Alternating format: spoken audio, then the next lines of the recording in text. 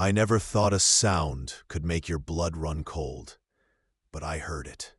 The click of the door. The sharp, clean sound of high heels on polished concrete. I was sitting there in the big conference room at Oak Ridge Properties. I was a star, top seller, just got a promotion. My new suit felt like armor. I felt like I had finally made it. I had finally left everything behind. Then, the CEO, Mr. Haversham, cleared his throat. He had this weird little smile. He said we had a new majority shareholder, someone who just bought a controlling interest in the firm. My mind was racing. Some big investor from New York, maybe. A private equity firm. I was already calculating how this could be good for me. More connections, more money. Then the door opened, and my whole world just stopped. It was my mom. Diane Cole, my mom. In her simple, worn-out coat, the one I was always so embarrassed by. Her hair was the same, her glasses, but her posture, it was different. It was straight. It was powerful. The room was so quiet you could hear the hum of the AC unit. My face went numb. I could feel the blood just draining away. My hands, resting on the mahogany table, felt like blocks of ice. I couldn't move. I couldn't breathe. She didn't look at me, not once. Her eyes went straight to Mr. Haversham, and her voice, it was calm, so scarily calm. It filled the silent room. I'm just here to make sure the people working here remember what honesty looks like. Every single word was a nail, hammered right into the coffin of my life. My perfect new life. My chest felt tight. I thought I was having a heart attack. The papers, the sale papers for her house, the ones I pushed her to sign, the money from that sale. It was right here. It was in this company. It bought this company. I sold my childhood home so my mom could buy the company I worked for. The irony was so thick I could taste it. It tasted like metal and shame. She turned, and without a single glance in my direction, she walked out. The sound of her heels echoed down the hallway. Click, click. Each one a step further away from me. Each one a reminder of what I had done. The room stayed silent for a full minute after she was gone. Then the whispers started. I just sat there, frozen, staring at the empty doorway. It all started with a dream. My dream. A modern glass house in Pacific Heights. Julia and I found it on a sunny Saturday. It had floor-to-ceiling windows that looked out over the bay. The Golden Gate Bridge stood in the distance, all red and majestic. It was everything I ever wanted. It was the opposite of the small, cramped house I grew up in. My dad built that house with his own hands. Every nail, every board. It was his pride and joy. But to me, it was just a reminder of what we didn't have. Of what I wasn't. We sat with the financial advisor. The numbers were brutal. The down payment was a mountain. We were so close, but not close enough. We needed more, a lot more. Julia looked at me, her eyes full of that hope. The hope I put there. There has to be a way, Nathan, she said. And that's when the idea slithered into my mind. It felt ugly at first, but then I dressed it up. I made it sound noble. I drove to my mom's house that Sunday. The old neighborhood looked smaller. The paint on her house was peeling. The garden was overgrown. It felt like a place time forgot. She was in the kitchen, making tea. The same kitchen where my dad used to eat his breakfast. The house smelled like old wood and lemons, like my childhood. "Mom," I started, my voice too loud, too cheerful. "Julia and I found our dream home." I showed her the pictures on my phone. I talked about the view, the security, the schools for our future kids. I painted this perfect picture. Then I hit her with it. We're just a little short on the down payment. She was quiet. She just stirred her tea. This house, it's all I have left of your father, Nathan. I pushed. I always pushed. It's just a house, Mom. You could get a nice little apartment. We'll get you something great. I'll make it worth it. I promise. You'll see. I use those words. I'll make it worth it. What a joke. She looked at me for a long time. Her eyes were sad, but there was something else in them too. Something I was too blind to see. Resignation, maybe. Or maybe it was a plan. She just sighed, a small, tired sound. As long as you're happy, son. She signed the papers a week later. She didn't even haggle. She just signed. I was so proud of myself. I solved the problem. I got us the house. I never once stopped to wonder why it was so easy. I never asked where she would go. I was too busy being self-made. I was too busy running from the ghost of that small, hand-built house. I sold it all, and I delivered the money right into her hands, the hands that now owned my entire career. I sit here now, in my glass house, staring at the Golden Gate. It doesn't look majestic anymore. It just looks like a barrier, a cage, and all I can hear is the echo of those heels. Walking away, I keep wondering how far this story will go. Where does it end for me? Comment below what city you're listening from, just so I know I'm not completely alone in this. The silence in that conference room was the loudest thing I've ever heard. It was a physical weight, pressing down on my chest, making it hard to breathe. I could feel every pair of eyes in the room on me. My colleagues, people I'd beaten in sales contests, people I'd looked down on. Their stares were like little pinpricks of heat on my skin. Mr. Haversham cleared his throat again, trying to regain control of the meeting, but the spell was broken. The king was dead, or in my case, the top agent was a fraud. I don't remember getting up from the table. My legs just moved on their own. I mumbled something, probably an excuse about needing air, and I walked out. The hallway outside was so bright, the fluorescent lights humming that same steady note. It felt like they were highlighting my shame. I leaned against the cool painted cinder block wall, my forehead pressed against it. I could still smell her perfume. It was that same light floral scent she's always worn. It used to smell like comfort, like home. Now it smelled like judgment. My phone buzzed in my pocket. It was Julia. She'd texted a picture of the new living room, the afternoon sun streaming in. "Can't wait for you to get home," it said. A little heart emoji. I felt a wave of nausea, so strong I thought I'd be sick right there on the corporate carpet. How do I tell her? How do I explain that the foundation of our beautiful new life is made of the lies I sold my own mother? I drove home on autopilot. The San Francisco streets, usually a challenge I enjoyed, were just a blur. I didn't see the other cars. I just saw my mom's face, that calm, unwavering expression. She didn't look angry. She didn't look vengeful. She looked resolved, like she had finally finished a puzzle she'd been working on for years. And I was the last piece, clicking perfectly into a picture I never knew was being made. When I pulled into the driveway of the glass house, it didn't feel like mine anymore. It felt like a set, a beautiful, expensive stage for a life I wasn't actually living. Julia met me at the door, her smile fading the second she saw my face. "Nathan, what's wrong? Did something happen at work?" I walked past her, into the vast, open-plan living room. I went straight to the wall of windows. I put my hands on the cool glass, looking out at the bay. The water was gray and choppy. "It's my mom," I said, my voice hollow.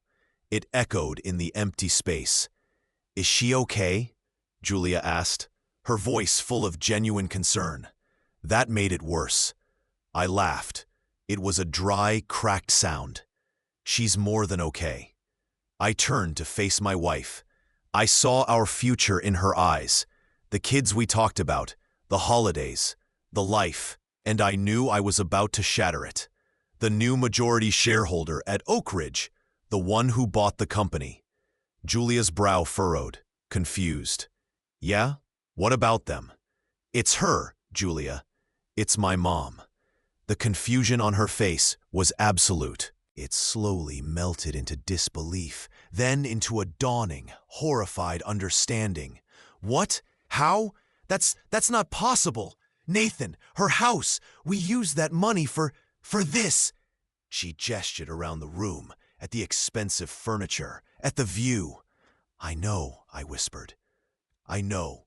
The money from her house, she used it to buy the company. She used the money I gave her to become my boss. Julia sank onto the modern white sofa, her hand over her mouth. She was silent for a long time. The only sound was the wind outside, whipping against our perfect glass cage. But why? She finally asked, her voice small. Why would she do that? Why not just tell you she had the money? And that was the question, wasn't it? The one that was starting to eat a hole in my gut. She didn't just stumble into this. She didn't get lucky. She orchestrated it. She let me believe she was a fragile old woman in a crumbling house. She let me pressure her. She let me feel like the big, successful son coming to her rescue. She signed those papers without a fight. She said, "As long as you're happy, son." She set a trap. And I, the self-made real estate genius, walked right into it with a proud smile on my face. What kind of person does that make her? And what kind of person does that make me? For not seeing any of it. For being so arrogant, so desperate to escape my past, that I sold the one thing my father built just to buy a symbol of everything he wasn't. I look at Julia, sitting there in shock, and I have no answers for her. I have no plan. For the first time in my adult life, I am completely, utterly lost. The promotion, the corner office I was promised, it's all a joke now. How can I go back to that office tomorrow? How can I sit at my desk, knowing that with one phone call, she can take it all away? She owns the walls. She owns the desk. She owns my professional life. I sold it to her. The worst part is I don't even know if I'm angry at her or just ashamed of myself. Her words echo in my head. To make sure the people working here remember what honesty looks like. She wasn't talking to the room. She was talking to me. It was a message, delivered in the most public, humiliating way possible. She wanted me to know that she knew exactly who I had become, and she was going to make sure I never forgot it. So here I am, in my multi-million-dollar cage, with a wife who's looking at me like she doesn't know me, and a mother who holds the keys to my entire world. What do you do when the person you thought you were saving turns out to be the one who was testing you all along? What happens next? The drive to work the next morning was the longest of my life. Every red light felt like a personal punishment. I kept gripping the steering wheel, my knuckles white. I rehearsed what I would say to her. "Mom, we need to talk." "No." "Diane, we need to—" "This is insane." That sounded even worse. I had no idea what to call her. In my head, she was still just Mom. The woman who made me peanut butter sandwiches and kissed my scraped knees. But that woman was gone. Replaced by a shareholder, a majority owner. I pulled into my designated parking spot. Senior agent. The words, painted on the asphalt, felt like a taunt. I sat there for a full 10 minutes, just watching people walk into the building. My building. Her building. I saw Sarah from marketing, laughing with someone from accounting. I saw Ben, my main rival, striding in with his usual cocky walk. Their lives were normal. Mine had been flipped upside down. I finally forced myself to go inside. The lobby was all marble and glass, meant to impress clients. It always made me feel powerful. Today, it felt like a funhouse mirror, distorting everything I thought I knew. I walked towards the elevator bank, my heart hammering against my ribs. I pressed the button for the top floor, the executive floor. I didn't have a plan. I just knew I had to see her. Her new assistant, a severe-looking woman I'd never seen before, sat at a desk outside a corner office that used to be empty. "Can I help you?" she asked, her voice crisp and impersonal. "I'm here to see Diane Cole," I said. My voice cracked a little on Cole. "Do you have an appointment, mister?" "Cole, Nathan Cole. I'm her son." The words felt foreign and stupid coming out of my mouth. She didn't even blink. She checked her screen. "I'm sorry, Miss Cole's schedule is completely full today. You can submit a meeting request through the internal portal." She gave me a tight, professional smile that didn't reach her eyes. The internal portal. Like I was any other employee. The dismissal was so clean, so final, it stole the air from my lungs. I just stood there, frozen. "It's important," I managed to say. "I'm sure it is," she replied, already turning back to her computer. The portal is the procedure. I was being managed, by my own mother, through a buffer. I turned and walked away, my face burning. I took the elevator down to my floor. My team was already at their desks, the morning hustle in full swing, the buzz of phones, the clicking of keyboards. But as I walked through the bullpen, the noise dipped, just for a second. I felt their eyes on my back. They knew. Of course they knew. News like that travels through an office faster than the flu. I closed the door to my office and sank into my chair. I stared at the family photo on my desk. It was me, Julia, and my mom, taken at Christmas 2 years ago. We were all smiling. She had her arm around me. She looked so proud. Was that real? Or was she just playing a part even then? My email dinged. It was a company-wide memo from the CEO. Subject: welcoming our new majority shareholder, Diane Cole. I skimmed it. Corporate language about fresh perspectives and a renewed commitment to integrity. Integrity. The word jumped off the screen and punched me in the throat. Then at the bottom was a note. Miss Cole will be conducting a full operational review of all departments, beginning with senior sales leadership, starting next week. Senior sales leadership. That was me, Ben, a couple of others. She was coming from my department first. This wasn't just a power move. This was a surgical strike. She was going to look at my deals, my contracts, my commissions. I've always been clean, I told myself. I follow the rules. But in real estate, there are always gray areas. Little favors. Promises made off the record. Things I never thought twice about. Now I was thinking about all of them. Every single one. My phone vibrated. It was a text from my mom. My heart leaped into my throat. This was it. She was going to explain, to tell me this was all a misunderstanding. I unlocked my phone with trembling fingers. The text wasn't an explanation. It was a link, a Zillow link. I clicked on it. It was a listing for a beautiful, modern one-bedroom apartment in a nice building downtown. The description talked about views and concierge service.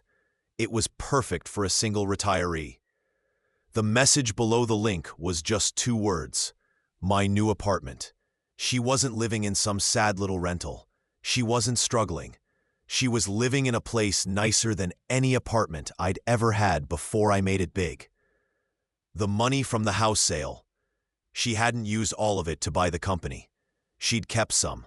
To live well. To show me that she didn't need my help. That she never did. I dropped my phone on the desk like it was on fire. The pieces were all clicking together, and the picture they formed was of my own stupidity. My arrogance. She let me believe I was the savior. She let me play the hero while she sat back, knowing the entire time that she was about to pull the rug out from under my entire world. She didn't just want to teach me a lesson. She wanted to break my entire concept of who I was. The self-made man, the son who outgrew his humble beginnings. It was all a lie, I told myself, and she just proved it. So what do I do now? Do I quit? Walk away from the career I built? But she owns the company. My reputation is here. If I leave, what reference do I have? What do I tell future employers? Do I stay and face her review, knowing she's looking for any reason to what? Fire me? Demote me? Just to watch me squirm? I look at the family photo again. I pick it up. I look at her smiling face, and for the first time, I feel something other than shame or confusion. I feel a spark, a tiny, flickering flame of anger. This was a cruel way to make a point, Mom. A really cruel way. You wanted me to remember honesty? Well, I'm starting to see things pretty clearly now. The question is, what am I going to do about it? The silence in my office was thick, heavy. I could hear my own heartbeat. That text message glowed on my screen. My new apartment. It wasn't just an address. It was a declaration of war. A quiet, elegant war that I never saw coming. I stood up and paced. 3 steps to the window, 3 steps back to the desk. The plush carpet did nothing to soften the turmoil inside me. My own mother, she played me. She played me so perfectly, so completely. I replayed every conversation from the last 6 months. Her hesitant voice when I first brought up the house. The way her hands trembled just a little when she held the pen. Were those tremors real? Or was she an actress, giving the performance of a lifetime for her arrogant, clueless son? I thought about the day we moved her out. She had one small U-Haul truck. Most of the furniture, she said, she was donating. Time for a fresh start, she'd told me, her voice soft. I'd felt so proud, so magnanimous.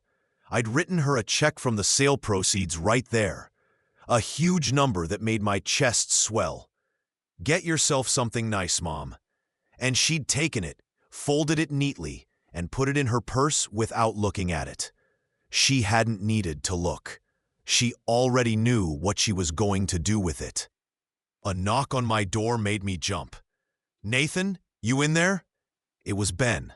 Of course it was Ben. I took a deep breath, trying to force my face into something neutral. I opened the door. He was leaning against the frame, a smirk playing on his lips. "Heard there's a new sheriff in town," he said, his eyes scanning my face for cracks. "And that she's family? That true?" I wanted to slam the door. I wanted to tell him it was none of his business. But that's what the old Nathan would do. The Nathan who thought he was untouchable. That Nathan was gone. "It's true," I said, my voice even. "She's my mother."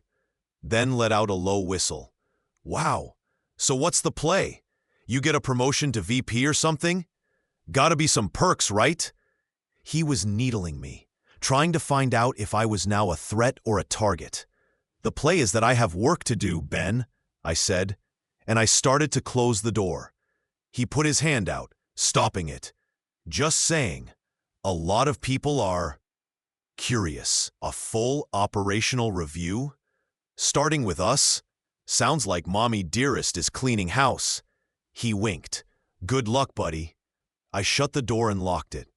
I leaned my back against it, sliding down to the floor. The cool wood pressed against my shirt.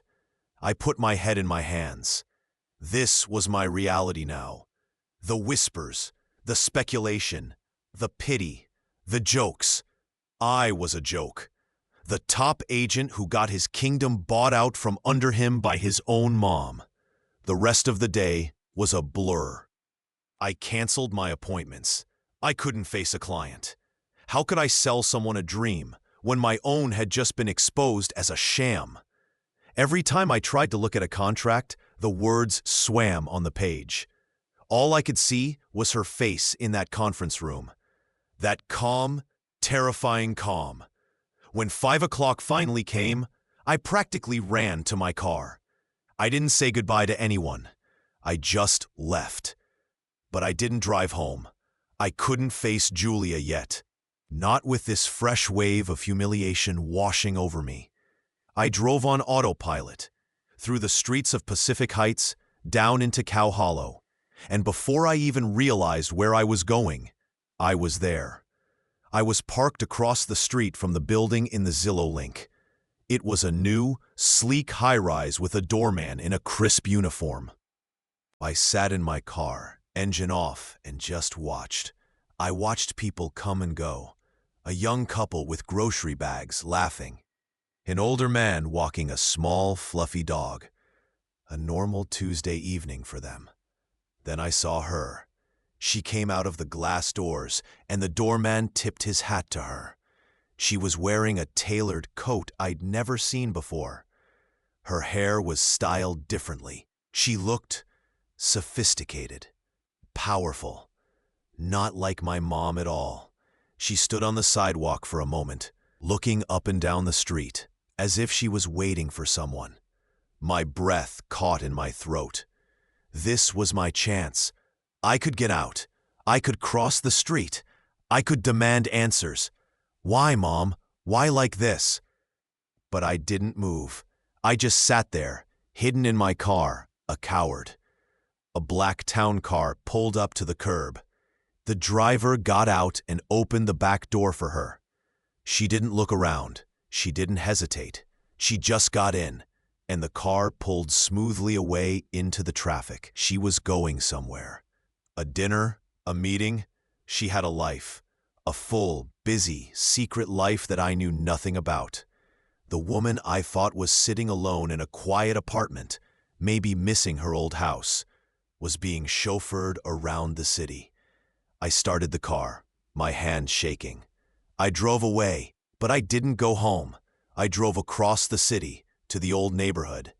I parked in front of the empty lot where our house used to be. My dad's house, the hand-built house. It was just a patch of dirt now, surrounded by a chain-link fence. A developer had bought it and was probably going to put up some soulless modern box.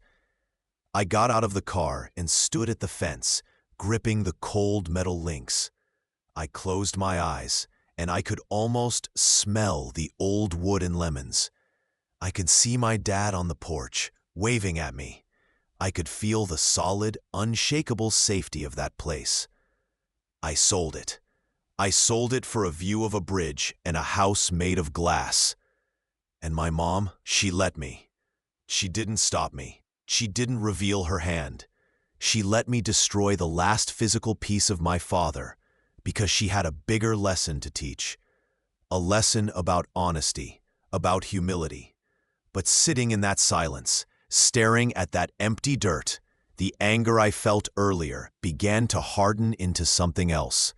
Something colder. Something more determined.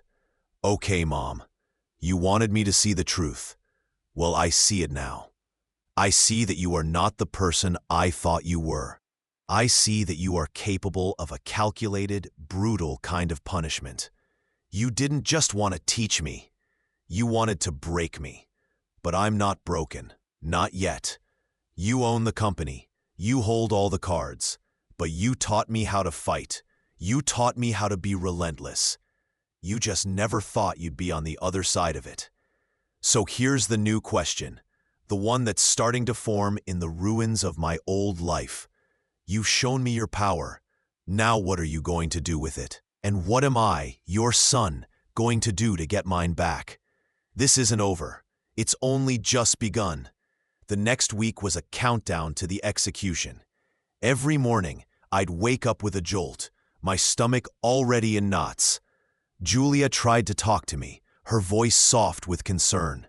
Nathan, maybe you should just talk to her, privately. She's your mother. I'd just shake my head. pushing my eggs around my plate. How could I explain? The woman she knew, the sweet, quiet Diane who brought over casseroles, that woman was a ghost. The real Diane Cole was a strategist, and I was the enemy camp she was about to invade. The day of the operational review arrived. I put on my best suit, my armor. The tie felt like a noose. I walked into the office, and the air felt different. Charged. People weren't just glancing at me. They were openly staring, then quickly looking away when I met their eyes. My administrative assistant, Chloe, a girl fresh out of college, who usually bubbled with gossip, was silent. She just handed me a stack of files with a nervous smile. They want all the active deal files for the last 18 months on the conference table by 9 a.m., she whispered. Ms. Cole's assistant was very specific. Ms. Cole. The words were like ice. I carried the files into the main conference room, the big one, with the view of the bay, the same room where she'd made her entrance. The table was already half full, with identical stacks from Ben and the other senior agents. It looked like a tribunal was being set up. I placed my pile down, the weight of the paper feeling like the weight of my career. At exactly 9:05, the door opened. It wasn't my mom. It was a team of 3 people I'd never seen before. 2 men and a woman, all in sharp, serious business attire, carrying laptops and legal pads. They introduced themselves as financial and compliance consultants hired by the new ownership. They didn't smile. They just started opening files, their expressions unreadable. My mom walked in 5 minutes later. She didn't make an entrance this time. She just slipped in quietly and took a seat at the head of the table. She was wearing a simple black dress, no jewelry. She looked like a judge. She nodded to the consultants, but didn't speak to them. She didn't look at me. She didn't look at anyone. She opened her own leather-bound notebook and a pen, and she just started reading. The only sound was the rustle of paper and the quiet tapping of keyboards. For 2 hours, they worked. They'd occasionally ask one of us a question. Mr. Cole, can you explain the source of this earnest money deposit on the Henderson deal? The question was directed at Ben. I watched him squirm, fumbling through an explanation about a family loan. The consultant just made a note. No reaction. My mom kept reading, her face a mask of calm concentration. Then it was my turn. The female consultant held up one of my files. The Grayson purchase, a complicated, multi-million-dollar deal I'd been proud of. Mr. Cole, she said, her voice flat. The inspection report here notes significant foundation issues. The addendum shows a price reduction of $50,000 to accommodate this. That's correct, I said, my voice thankfully steady. The sellers were motivated to avoid the deal falling through. The sellers were an elderly couple, the consultant said, not looking up from her screen. Our records show you represented both the buyer, a developer, and the sellers in this transaction. Dual agency is legal in California with disclosure, which you have here. She tapped the form. But the price reduction barely covered half the estimated repair cost. The developer you represented, Blackwood Developments, is a frequent client of yours. They made a significant profit on the flip after minimal foundational work. Can you walk us through your advice to the sellers regarding the severity of the issue? The room got even quieter. I could feel Ben's eyes on me, hungry. I could feel the heat creeping up my neck. I had advised the old couple. I'd told them the foundation was a point of negotiation, but that the market was hot and they should take the sure offer. I'd used phrases like avoid the hassle.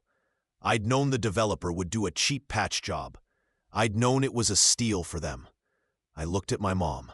For the first time that morning, she looked up from her notebook. She didn't say a word. She just looked at me. Her eyes weren't angry. They were disappointed. It was 1,000 times worse. In that look, I saw every peanut butter sandwich, every scraped knee, every "I'm proud of you, son." It was all there, and it was all being revoked. I advised them based on the information from the inspector, I said, the words feeling weak and slimy in my mouth. My mom held my gaze for a second longer, then looked down at her notebook. She made a small, neat check mark with her pen. The sound of the pen on the paper was deafening. She didn't need to say anything. The check mark said it all. Dishonest, unethical, not the man I raised. The consultant moved on to the next question, about another file, but I barely heard her. The world had shrunk to that one checkmark in my mother's notebook. This wasn't about finding a fireable offense. This was about dissection. She was laying my career bare, piece by piece, and showing everyone in the room, the rot I'd let grow inside it. She was proving her point, not with a scream, but with a silent, meticulous checkmark. And it was the most devastating thing I had ever experienced. The review ended. The consultants packed their things and left without another word. My mom stood up, closed her notebook, and walked out. She didn't look at me. She didn't look at anyone. The door clicked shut, and the room was just us agents, sitting in the wreckage. Ben was the first to speak. "Well," he said, letting out a low whistle. "That was a bloodbath." He looked at me, and for once there was no smirk. It was almost pity. "You okay, man?" I didn't answer. I couldn't. I just gathered my empty files, my hands trembling. The papers felt worthless now. My accomplishments, my big deals, they were just evidence against me. I went back to my office and closed the door. I sat at my desk for an hour, maybe two. I didn't move. I just stared at the wall, replaying that checkmark over and over. It wasn't a mark in a book. It was a judgment on my entire life. Julia called. I sent it to voicemail. She texted, "How did it go?" I didn't reply. How could I tell my wife that the man she married, the self-made success, had just been exposed as a fraud by his own mother? The sun started to set, casting long shadows across my expensive rug. I looked around my corner office. The view of the Golden Gate Bridge, the leather chairs, the awards on the wall. It was all a set, a stage for a character I was no longer qualified to play. I thought about quitting, just walking out, getting in my car and driving away from San Francisco, from my wife, from everything. But that was the old Nathan's solution, the one who ran from hard things, the one who was ashamed of where he came from. My phone buzzed again. It was a text, not from Julia. It was from my mom. The sound of it made me jump. My heart hammered against my ribs. I picked up the phone, my thumb hovering over the screen. I almost didn't open it. I was afraid of what it would say. More condemnation, more proof of my failure. I took a deep breath and opened it. It wasn't a long message, just one line. "Your father would be so disappointed in the man you've become." I read it once, then again. The words didn't hurt like I thought they would. They just felt true. Finally true. And in that truth, something broke open inside me.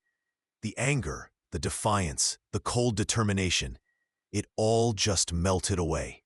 What was left was a hollow, aching shame. Not for getting caught, but for what I had done. For the old couple I had misled. For the shortcuts I had taken. For the pride I had let poison me. I had spent my whole life running from that small, hand-built house. I thought it made me weak. I thought my dad's humble life was something to escape. But he was an honest man. He built things with his own two hands. He took care of his family. He was a better man than I could ever hope to be. And my mom, she didn't do this to be cruel. She did it because she had to. She tried to tell me. She tried to warn me with her quiet objections, but I didn't listen. I was too busy being the big shot, so she had to show me. She had to use the only language I seemed to understand: power and consequence. I stood up from my desk. I took off my suit jacket and hung it on the back of my chair. I took my keys out of my pocket. I looked around the office one last time. Then I walked out. I didn't go home. I drove to her new building, the sleek high-rise with the doorman. I didn't park across the street this time. I pulled right up to the entrance. The doorman recognized me. "Mr. Cole, is your mother expecting you?" "No," I said. "She's not." I went up in the elevator. The ride was smooth and silent. I stood there watching the numbers light up. I didn't know what I was going to say. I had no plan. I just knew I had to see her. I got to her floor and walked to her door. I raised my hand to knock, and I hesitated. What if she slammed the door in my face? What if she didn't even answer? I knocked. 3 soft raps. A few seconds later, the door opened. She was there. She was wearing sweatpants and an old t-shirt. Her hair was down. She looked like my mom again. She didn't look surprised to see me. She just stood there, holding the door, waiting. I opened my mouth, but no sound came out. All my prepared speeches, all my arguments, they vanished. All that was left was the truth. "I'm sorry," I whispered. The words were ragged, torn out of me. "Mom, I am so sorry." I didn't try to justify it. I didn't try to explain. I just stood there, in her doorway. And finally, I cried. I cried for the house I sold. I cried for the father I dishonored. I cried for the man I should have been. She didn't say anything. She didn't hug me. She just watched me break down. And then, after a long moment, she stepped aside. "Come in, Nathan," she said softly. I walked into her apartment. It was nice, modern, but it wasn't home. There were a few pictures on the mantel. One of me and my dad. One of her and my dad on their wedding day. The past was all she had brought with her. I sat on her sofa, and she sat in a chair across from me. "I read the files," she said, her voice calm. "All of them. I saw the pattern, the little compromises, the lies you told yourself so you could sleep at night." "I know," I said, my head in my hands. "I didn't buy the company to hurt you," she said. "I bought it to save you." I looked up at her. "Save me?" "From yourself," she said. "Your father left me more than that house, Nathan. He left me a share in a patent from his old engineering days. It started making money, a lot of it, years ago. I never touched it. I never needed it. I liked my life. I liked my house. It was my home. But when you came to me, so desperate to be more, to have more, I saw you losing yourself. I saw you becoming someone your father wouldn't recognize. So I let you have the house. I let you believe you were saving me. And I used that money, my money, to buy a position where I could finally make you see." She leaned forward, her eyes intense. "I don't want to run a real estate company. I'm selling my shares. The review today was my last act as owner. I did it for you, to show you what you were becoming before it was too late." The final piece clicked into place. It wasn't revenge. It was an intervention. The most brutal, calculated, loving intervention a mother could possibly perform. "What happens now?" I asked, my voice hollow. "That's up to you," she said. "You can go back to that office. You can try to rebuild your reputation, but it will be a long, hard road. Everyone knows what you did now. Or you can walk away, start over, be the man your father believed you could be." I looked at the picture of my dad on the mantel. He was smiling, his arm around my mom. He looked happy. He looked proud. "I don't want to go back," I said. And for the first time, it felt like the right decision. I need to start over." My mom nodded, a faint sad smile touching her lips. Good. I stayed for another hour. We didn't talk much. We just sat there, in the quiet. The war was over. There were no winners, just a chance for peace. When I left, I hugged her. It was stiff and awkward at first, but then I held on tight. I love you, Mom, I said into her shoulder. I love you too, Nathan, she whispered back. Always. I drove home. Julia was waiting for me in the living room, her face pale with worry. I told her everything. I told her about the review, about the checkmark, about my mom's apartment, and about my decision to leave Oak Ridge Properties. She listened, and then she took my hand. Okay, she said simply. Then we'll figure it out. Together. We sold the glass house in Pacific Heights. We used the equity to buy a smaller, older home in a neighborhood with character. It needs work. I'm learning how to fix things with my hands. I started my own small real estate consultancy. I have one rule: complete transparency. I tell my clients everything, even the things that might cost me a deal. It's a slower way to work. I'm not rich, but I can look at myself in the mirror. My mom and I have dinner every Sunday. It's not always easy. There's a scar there that will never fully heal, but we're trying. We're rebuilding, just like I am. She was right. My father would have been disappointed in the man I was. But I hope, he might be okay with the man I'm trying to become. If you've ever had to start your whole life over, if you've ever had to face a hard truth about yourself, you know how lonely it feels. But you also know it's the only way to truly grow. Let me know you're out there. Tell me what city you're listening from. It helps to know I'm not the only one rebuilding. And if this story resonated with you, if you felt that shock, that shame, and that tiny spark of hope at the end, then do me a favor. Like this video, comment below, and subscribe. My story isn't over. It's just a new chapter, and I have a feeling the best parts are still to come.